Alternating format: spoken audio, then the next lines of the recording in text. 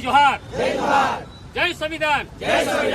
હું ઉત્તમભાઈ એસ વસાવા, આદિવાસી એક્ટિવિસ્ટ.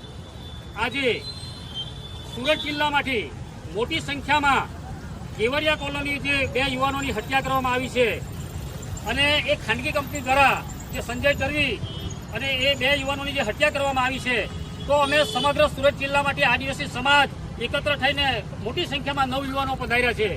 તો આજે અમે નેત્રંગ ખાતે પહોંચ્યા છે, પરંતુ નેત્રંગમાં પોલીસે અમને રોકવામાં આવ્યા છે. અમને કેવડિયા સુધી પહોંચવા દેવામાં આવ્યા નથી. કેમ કે તમે વિચાર કરો કે અમારા આદિવાસી સમાજના 2 યુવાનોને મારી નાખવામાં આવ્યા છે અને આજે કેન્ડલ માર્ચ હતી. આજે અમે શ્રદ્ધાંજલિ આપવા માટે જતા હતા, તો અમે શ્રદ્ધાંજલિ આપવા અમને જવા દેવામાં આવ્યા નથી અને અમને નેત્રંગ ખાતે જ રોકવામાં આવ્યા છે. તો આજે મોટી સંખ્યામાં યુવાનો એકત્રિત થયા છે અને આખા ગુજરાતની અંદર જે યુવાનો છે, યુવાનોમાં રોષ, આક્રોશ છે. અને આવનારા દિવસોની અંદર જો સરકાર અમારે પોતાના હક અધિકાર માટે અમે લડીએ છીએ અને અમારા પર અન્યાય થતો છે, તો અન્યાયની સામે અમે અમારા યુવાનો અવાજ ઉઠાવતા છે.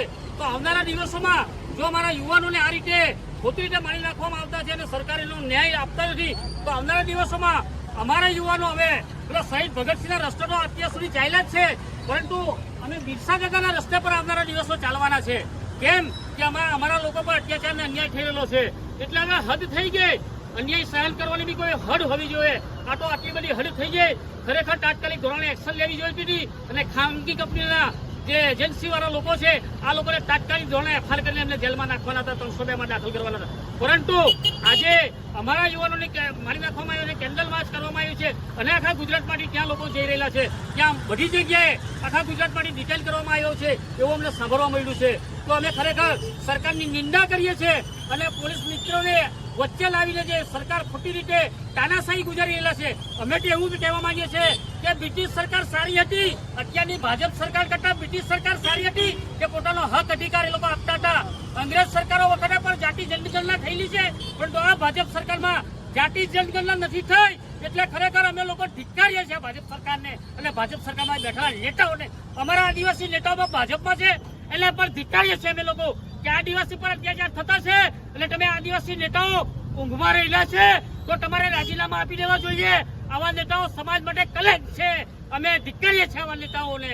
એટલે આદિવાસી નેતાઓ જે ચૂંટાઈને ગયેલા છે એવા લોકોને આહવાન કરીએ છીએ કે ભાઈ, તમે આદિવાસી સમાજમાંથી આવો છો અને તમે લોકો અનામત સીટ પર ઇલેક્શન લડો છો, તમારી તાકાત હોય તો સામાન્ય સીટ પર લડીને તમે ધારાસભ્ય કે સંસદ સભ્ય બની શકો, તો અમે તમને આશ્વાસન આપીએ.